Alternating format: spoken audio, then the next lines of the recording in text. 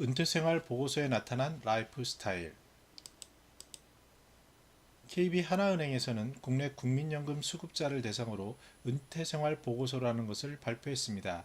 여기에 나타난 자료를 통해 새로운 시니어 라이프 스타일에 대해서 말씀드리도록 하겠습니다.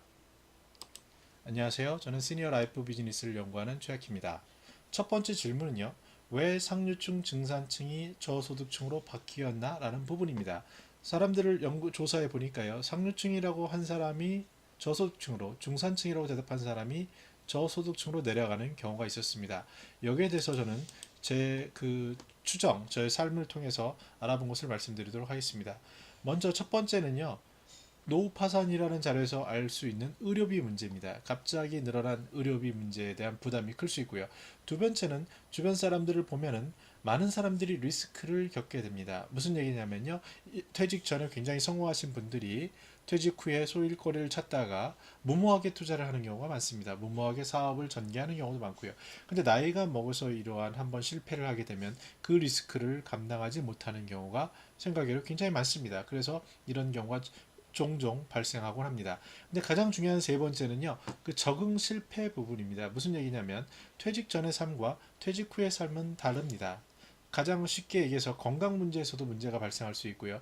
두 번째는 현금 흐름에서 소득 수준도 다를 수 있습니다. 근데 만약 전과 동일한 생활 방식을 쓰게 된다면 지속 가능하지 않게 되죠. 항상 적응해 가야 되는데 그 적응에 실패한 경우에 이런 문제에 부딪히는 경우를 종종 볼 수 있습니다. 그럼 두 번째 질문입니다. 연금 수급자의 노후 생활 비용 현황을 보니까요. 210만 원 정도라고 답해왔고요. 그 적정 수준은 264만 원입니다. 그래서 63만 원 정도의 갭이 생기는데 그럼 이걸 어떻게 채울 수 있나라는 질문입니다. 여기에 대해서는요. 첫 번째 일을 계속하는 게 중요할 수 있고요. 예를 들어서 노인 일자리 사업 같은 경우에 약 30만 원에서 많게는 120, 150까지 가능한데요. 이런 부분, 작은 부분을 채우는 것이 중요할 수 있습니다. 그리고 자신이 하던 일을 꾸준히 지속한다면 그 어느 정도 목표 가능한 금액이 나올 수 있다고 생각합니다. 두 번째는요, 연금입니다. 만약에 제대로 연금을 볼 수 있는 상황이 안 된다면 주택을 활용한 연금을 고려해 볼 수 있습니다. 세 번째는요, 부동산, 주식, 채권 이와 같은 금융 투자인데요. 이 부분은 주의가 필요합니다. 자산의 약 10% 내외로 없어도 되는 빚지지 않는 부분에 대해서 투자를 한다면 여기에 따른 기대 수익을 예상할 수도 있겠습니다. 자, 세 번째 질문은요.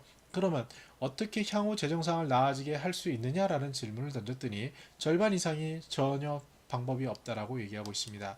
여기에 대해서 마찬가지로 일을 찾아야 되고요. 삶을 심플 라이프, 간소한 삶으로 전환을 해야 합니다.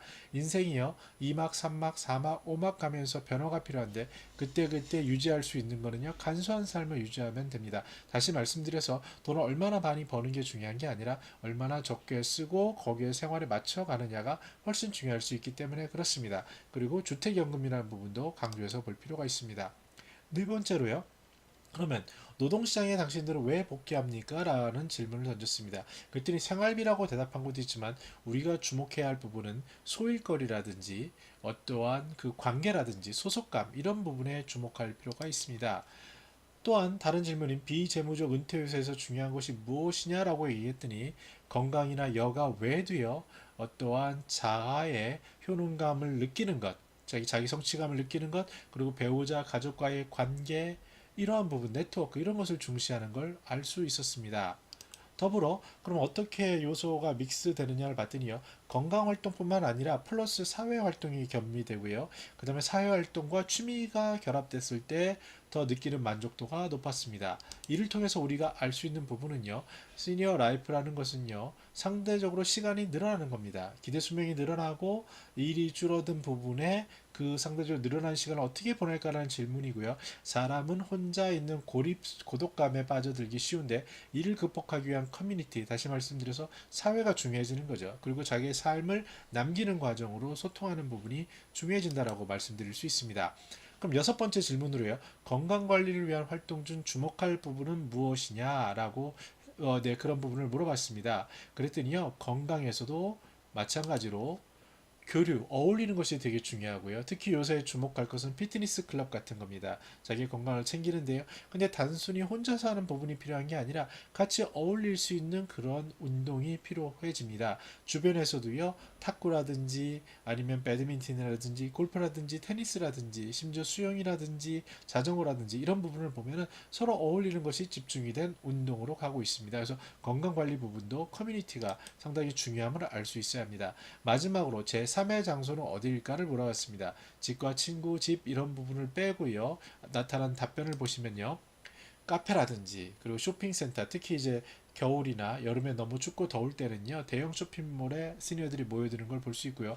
일본의 이온이라는 곳에서는요 4층에 아예 커뮤니티 플로어를 만들어서 운동도 하고 즐길 수 있도록 만들어 놓고 이런 공간들이 늘어나고 있습니다. 그리고 주목할 부분은 체육센터입니다. 건강도 챙기고 커뮤니티도 어울릴 수 있는 장소이기 때문입니다. 그래서 이 제3의 장소라는 것은요 함께 어울릴 수 있는 그런 명분과 그러한 재밌거리 이런 거리를 만들어주는 곳이 제3의 장소로서 중요해진다라고 할 수 있습니다.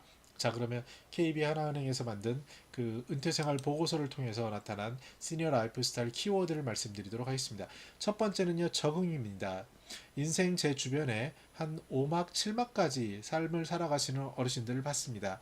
그분들을 보면요, 굉장히 삶에 적응해 가는 속도가 다릅니다. 그리고 이분들은 점점 간소한 삶, 심플 라이프를 추구합니다. 그리고 필요하다면 주택연금을 통해서 현금 흐름을 창출합니다.